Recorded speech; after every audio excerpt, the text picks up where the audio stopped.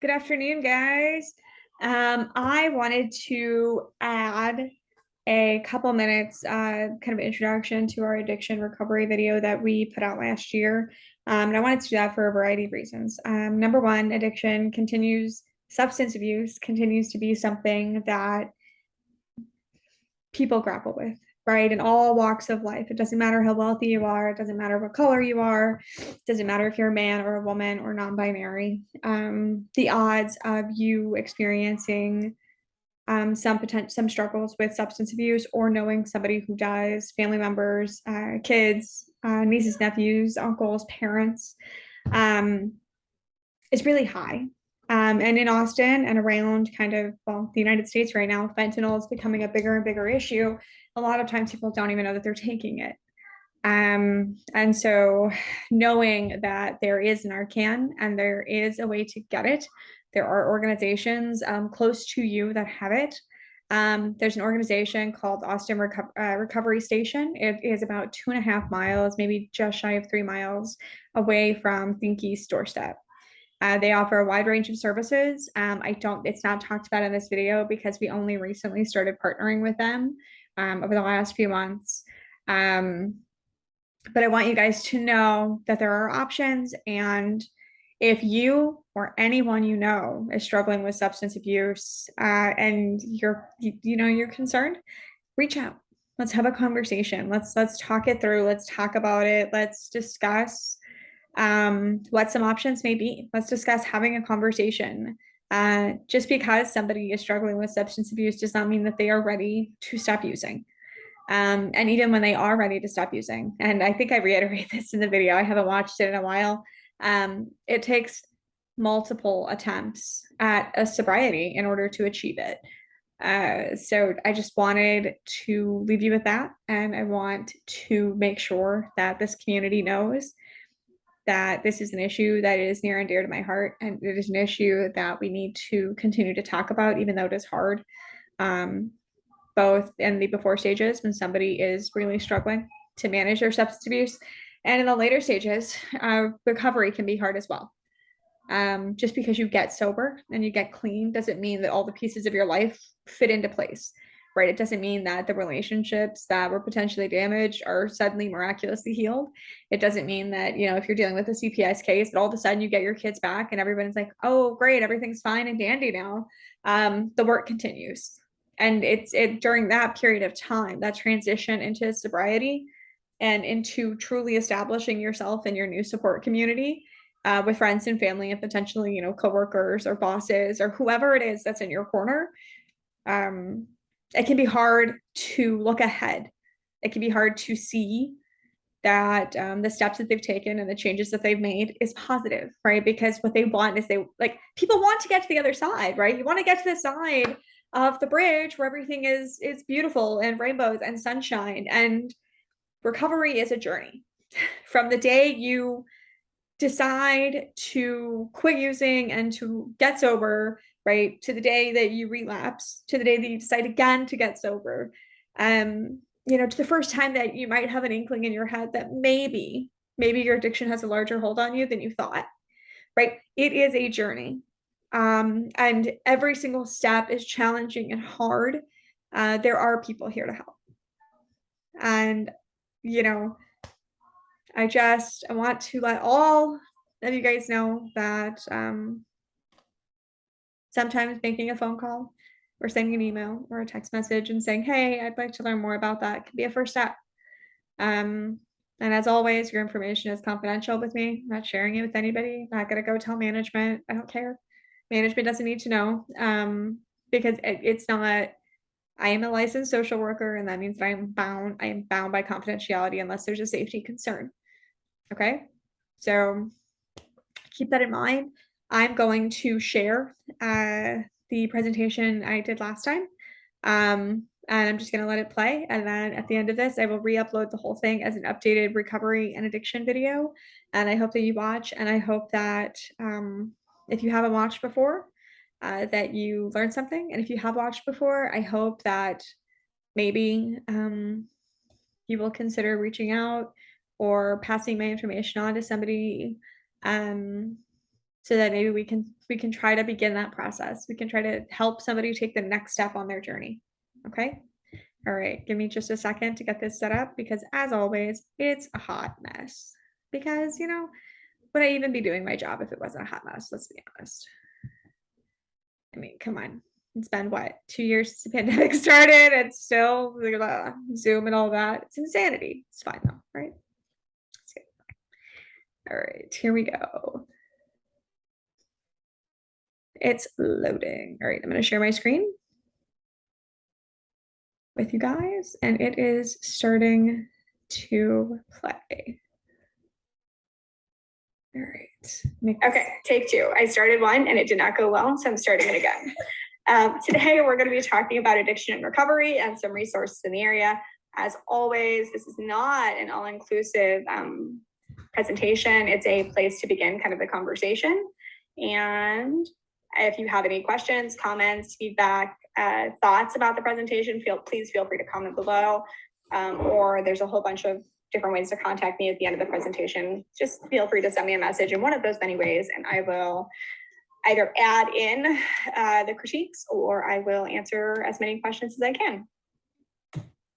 All right, the land acknowledgement, we go over this every time. If you're interested, please make sure to look into some of the native tribes who lived here in the Hill Country in Texas, both in the past and currently.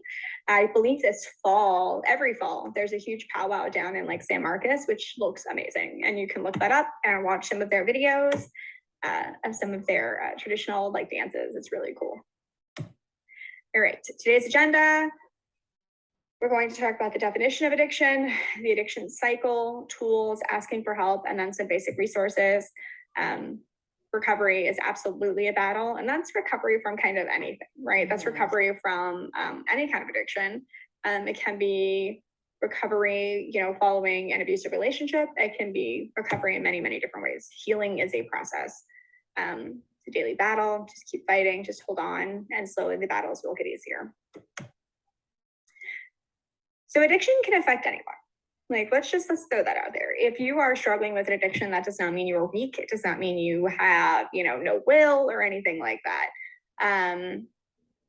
People from every background experience it. You may choose to experiment with drugs. But I mean, things like meth, right, they can get away from you very, very quickly, right? It can take one time you tried it and then you can't stop thinking about it. And the next thing you know, you're doing it every day. And that makes it really, really hard to stop. Even to the point where people who have been using a substance for a while genuinely believe that they may die if they stop. And things like alcohol addiction, like if you are drinking enough, often enough, it is actually possible that like that detox process is not pleasant. And it is definitely worth being in like a detox center to go through it. So that there are things that can be given to help mitigate some of those negative impacts, those negative effects. When drugs or alcohol are used so often, they also have negative impacts on your life. And you're not living your life to the best of your ability at that point. Like it is impacting every aspect of your life. And at this point, it's called a substance use disorder. Is that the change in the DSM? Mm-hmm. Oh, cool. The DSM is the Diagnostic Manual for Mental Health Diagnoses, and they made a bunch of changes a few years back, which is why I asked that question. So intense cravings for alcohol or drugs and can include using illegal drugs like heroin or cocaine or excessive alcohol drinking, using prescription pills in ways other than prescribed, or using somebody else's prescription. Prescription drugs, I kind of want to highlight here because they are so insidious. They are like this small thing. A couple of weeks ago, I had a kidney stone, which was super crappy, and is definitely like they gave me like Tylenol with codeine, which is such a small controlled substance compared to so many of these. But once I found out that the stone hadn't passed, like immediately was like, well, I should be in pain, right? Therefore, like, am I in pain? Like, I don't know. Right. Like there's very much this psychosomatic, there's this mental piece to pain sometimes where if you believe you should be in pain, you feel like you're in pain. And I am not saying that is everybody or that is every single situation, because it absolutely is not. I think that for some people though, once they've started taking, you know, they got Percocet after a C-section, right? You know, then you like the way it feels. And so then it gets harder and harder and harder to remember what your baseline was, right? Harder and harder to remember like how you felt before you started taking it. And so it is just always really, really, really important that when you're taking any kind of controlled drug, whether it's, you know, Adderall for ADHD or it's, you know, Percocet or Tylenol 3 with codeine, right, to take it as prescribed, and to be aware of that, to be aware of how it can change the way you are thinking about your pain and about how your body is feeling. The addiction cycle, there's an emotional trigger. It can be something as simple as, I don't want to go to work today. Or right? I'm bored. Yes, I'm bored, exactly. My car broke down, I can't handle this, right? I'm gonna have a drink. And I assume the ritual is like, I think that you actually know far more about this than I do here. I was just thinking about when ritual, I was just thinking about smoking. So like, there's like emotional trigger or like, oh my God, there's traffic. Then you get that craving. Oh, I'm stuck in traffic. Like I can light up a cigarette. And that's the ritual because every time you go to work, you light up a cigarette. So you light up a cigarette, that's the ritual. And then you're using. And then after that, you feel guilty because you're like, oh no, like, you know, that like smoking causes cancer and like it's really bad for you, and then just it goes again. The emotional trigger, the craving, and it's just like a cycle. Absolutely. So I also think it's really interesting here to throw in that like the use of a substance, it is a coping strategy. It is like what is called like a maladaptive coping strategy. So what maladaptive means there is that it is a coping strategy that is negatively impacting your life. Right. So it is, yes, it is helping you process whatever emotion it is you're feeling in that moment, whether it's stress or anxiety or sadness or anger or whatever it is. Right. It is actually, it is a coping strategy. It started somewhere. But then it starts having a larger and larger negative impact on your life. And that's what makes it maladaptive. Right, versus like an adaptive coping strategy, like when I feel stressed out, I'm gonna watch a meditation video, or I exercise, or I'm gonna have a cup of coffee first thing in the morning, right? That becomes like your ritual for the morning, right? You wake up, and I mean, caffeine is an addiction. Yeah, right. It's 100%. Anything can become an addiction when it interferes with your life, like you said in the beginning. Yeah, exactly. Recovery starts with asking for help. Asking for help for a drug problem is one of the hardest steps, right? It is the first step. It is a baby step. It may not feel like it means anything, or it may feel meaningless because you may have had the thought a million times before. But it is a courageous step. It is a hard step, and it is the first step. Treatment does work, and there are many paths to help. There really are, and people recover every day. Right. And it doesn't have to be, you know, just AA or NA. Like there are some different recovery programs here in the area that don't rely on that, you know, the AA model, right? The Alcoholics Anonymous model. Recovery can feel overwhelming in the beginning. Because you're having to choose to stop something that has been a workable coping strategy for you for some amount of time, whether it's days or years. It doesn't matter, right? The longer that coping strategy has been part of your life, and cigarettes are a really good example, the harder it is to stop. And I think sometimes people have an even harder time with it because there isn't a replacement coping strategy, right? Because it's like, I'm going to stop smoking, and that's just what I'm going to do. I'm going to stop cold turkey. And for some people that works. And for others, right, if you've been smoking for 30 years, every time you get stressed, you reach for a cigarette, right? And so it is important to, when you're starting to think about, and particularly for things like an addiction from like nicotine, right? Starting to think about, what can I do instead? Who can I call when I'm having a craving? You know, for things like, you know, heroin, cocaine, extended alcohol abuse, like it is absolutely worth like trying to connect to a treatment program so that they can help you start that initial process. And like, if you need to detox, you're detoxing in a safe place. That is always really, really important. Addiction can be managed successfully. It can take several attempts at treatment to find the right approach. I read a statistic years and years ago that it takes like an average of 7 relapses for people to get clean, to get sober, and to stay sober. Yeah. And I actually found it super heartening, right? It was one of those statistics that for me, it offered a framework. Mm-hmm. Right, because I was working with parents who had lost their kids, right? And it was a framework for me to offer them hope. Right, just because you may have relapsed once or twice or even 3 or 4 times, it doesn't mean you're weak. It doesn't mean you're hopeless, right? It doesn't mean that this journey is over for you, right? Every time you relapse, you can stop and reflect upon that and go, what caused me to relapse that time? How can I avoid that in the future? What can I do differently? And sometimes it's a matter of making new friends. Sometimes it's a matter of building new support systems, which is overwhelming. Once again, though, sometimes the first step is simply having that reflection and going, this is something that may be a problem for me. What can I do differently?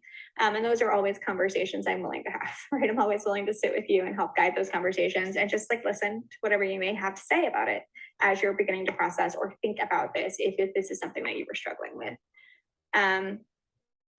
There are treatment facilities all across the country. There are treatment facilities all over the area. Through Integral Care, through ATCIC, right? You can set up an OSAR, which is I don't even know what the O stands for. It's essentially a drug and alcohol assessment program. These programs tend to be free, right? If you're going through the OSAR process, and they will link you to programs that may be beneficial for you. And it's important when you go in for those assessments to be honest and open. And I understand that it takes a great deal of humility and courage to go in and be honest about something that, if there's guilt and shame attached to it, can be really hard to be honest about. But the more honest you are, the better the chances that you're going to find a facility that will help you in the way that you specifically need help. Because everybody gets help differently. Like it's the same way. Why would I make a single statement, right? Like 10 people are going to hear 10 different things. Yeah. Right. And that's always important to keep in mind. If treatment isn't the right next step for you, you can still find someone to talk to, right? You can talk to a therapist or a counselor. I am a licensed social worker. I'm happy to have some of those initial conversations with you. If you need someone for longer term counseling, because that isn't what I'm doing here at Think East, right? I am happy to help you find somebody who's either on your insurance, or there's a link right here that's in NAMI.org/local, right? And we can find somebody who can help you walk through that. Some therapists are licensed, they're LCDCs, they're licensed counselors in chemical dependency. And they're amazing, right? They've been doing this forever. And then there's support groups, right? So NA, AA, Faces and Voices of Recovery. There's a program called Celebrate Recovery here in the Austin area that's been amazing. You know, and these are things that you can dip your toes in and out of, right? You can try it out, see if it helps. If you're having trouble finding locations, especially right now, you can certainly let us know. The Al-Anon groups are super interesting. Those are for parents, siblings, family members of a loved one who is experiencing addiction. Because that is also a hard thing to watch. It's hard to watch a loved one kind of slip down that road and not feel like you can do anything about it, right? Like, how do you support somebody and not enable them? And that is a really good space, can be a good space to go and to share those feelings with others who are experiencing something similar. Relapse prevention plan, right? So you're thinking about your triggers, you're thinking about what you can do to manage your cravings, preventative tools, right? So knowing who your support system is. The next sheet over here talks about coping skills, right? And you know, I love coping skills and I talk about them all the time, but they always sound so trite, right? It's always like, read a book, I'm going to write it out, I'm going to draw a picture, I'm going to go for a run. But all of these things, they help, they do. Exercise in particular is great because it's releasing endorphins, right? So it's releasing something that your body is craving. At that point, support groups, rehab programs, right? Having a sponsor through AA or NA, right? Having somebody you can call to help guide you or to help validate how you're feeling and to give you some tools and to remind you that you can do this, and life improvements. Is that referring to things like better relationships with your loved ones, maybe being able to get a stable job, stable housing, right? Because like, let's say you are, 25 years old and you've been struggling with drugs for a while and your parents wouldn't let you come home. You're able to get clean and show your parents you're able to get clean. It's possible that you might be able to move back in and really start rebuilding on some of those things. We can always send you guys a direct copy of this release prevention plan if this is something that is interesting to you, that is helpful. I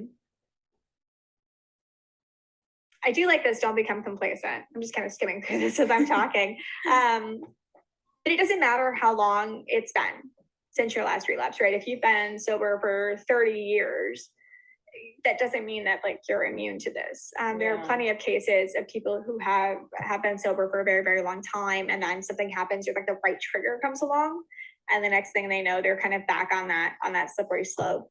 And so kind of always being aware of your warning signs, right? Like, so for me, when I'm feeling really, really anxious, my warning signs are I tend to sleep less and I tend to eat less. Right. And so those are both things that when I realize that I'm doing those things, I take active steps to make sure that like my sleeping routine is better and stuff like that, so that I'm getting additional sleep so that I can kind of stay on top of that before I start to go down that path again. But there's a great deal of humility with looking inside and being like, I do this every time. I should do something maybe different, or maybe I can call this person and say, hey, I'm struggling again. Here's why I think that. And there's a lot of humility there, and having that kind of humility takes a great deal of courage, and takes a lot of strength.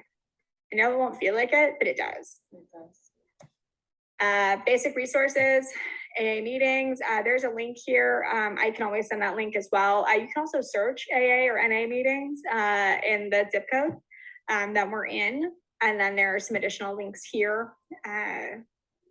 Please don't hesitate to reach out and ask any questions you may have about this. Once again, this whole like informational series is about beginning the conversation, not ending the conversation. And we are constantly looking for NA and AA groups that are within like a mile of Think East, so that they are as easy as humanly possible for people who live in our community to be part of that and to utilize that resource in the community. And if there's anything I can do to help make that process easier, please let me know. We can always problem solve together if it feels like something you would like to problem solve together. Thank you guys very much. And I'm going to now awkwardly end the presentation.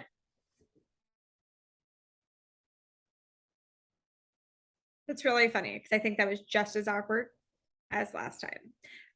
But I hope you guys have a wonderful day, and thank you guys for participating and for watching this video. And if you have any questions, comments, or concerns, please never hesitate to reach out. All right, have a wonderful day, guys. Thank you. Bye.